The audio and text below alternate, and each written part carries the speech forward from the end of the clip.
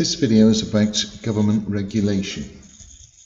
Regulation to tackle market failure. Regulations are a set of rules usually imposed by the government that seek to amend the behaviour of firms or consumers in order to reduce market failure. In your notes, it's important that you write down what this seeks to do. So in terms of this, it seems to reduce market failure associated with negative externalities, with demerit goods, and also monopoly power as well.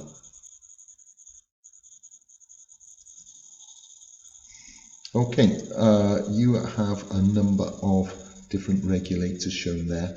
The Food Standards Agency, the Competition and Markets Authority, Ofcom, which is an industry regulator, and basically these organisations are independent of the government.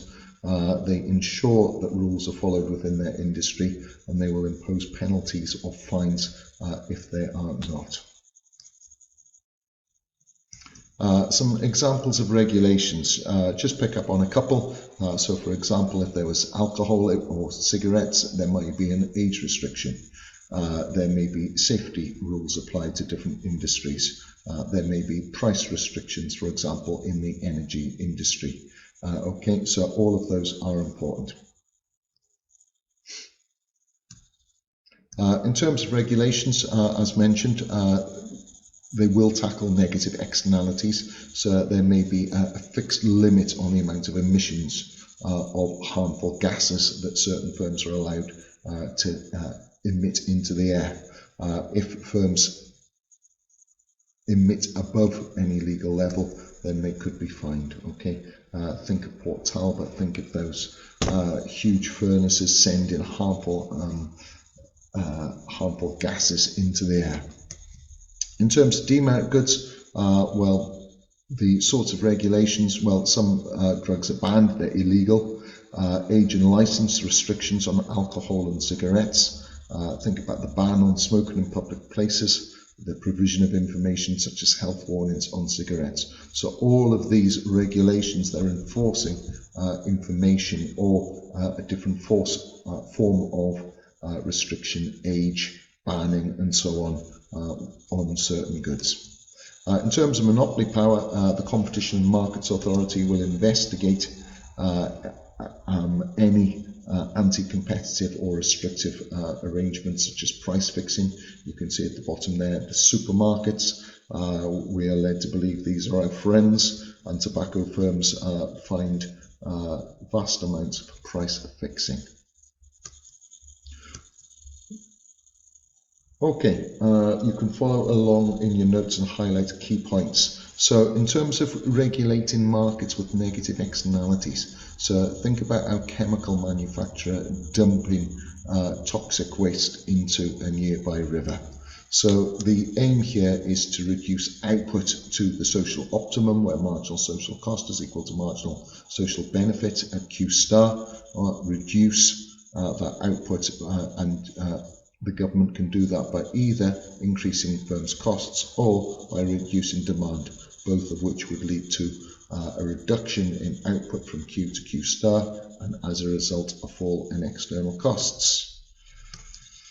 How would they achieve this? They would set a limit, a fixed limit in terms of how many harmful gases could be emitted, and that puts a total limit on what can be emitted, and if firms don't comply, then they could be fined.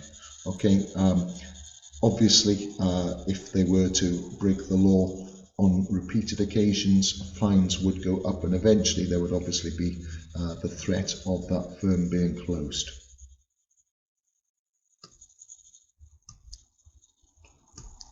With markets with positive externalities, a couple of examples there. Vaccinations we've looked at previously.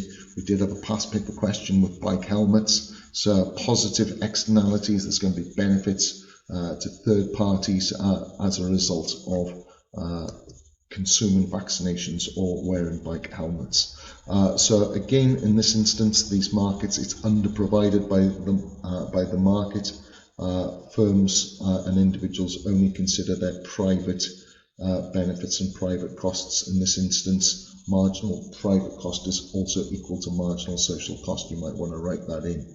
Okay, so in terms of this, how do you raise output to the social optimum to Q star? Well, you would either reduce producer costs so that it becomes cheaper, or you would find a way to increase demand. Either way will lead to a rise in external benefits. How do you achieve it? Well, compulsory vaccinations. Think about the current situation with COVID. Think about the MMR jabs or compulsory wearing of cycle helmets.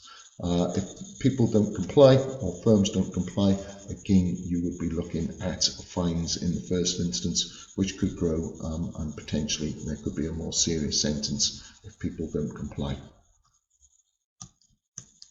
The pros and cons of regulation.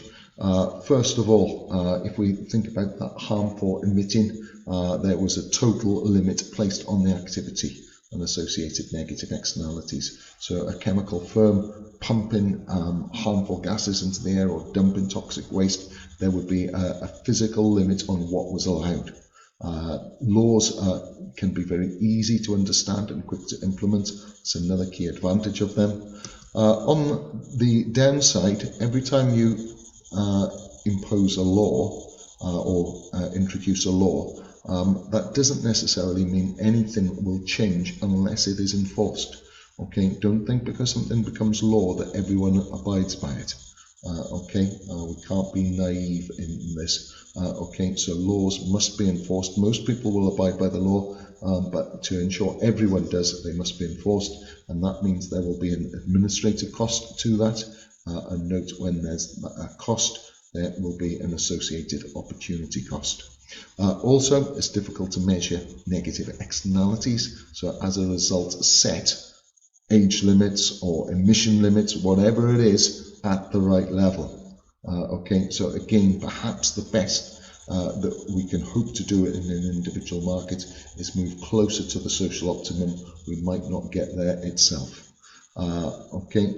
Thirdly, some firms will find it very inefficient or costly to cut emissions to the legal level. So you may have firms in a situation where financially they are struggling and or that they use such antiquated technology that they are heavy polluters. So for those, it will be very difficult for them to cut emissions without significantly cutting output or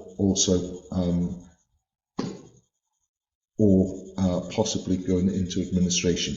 In that instance, that would lead to unemployment. Now, that would be very much an unintended consequence of such a regulation.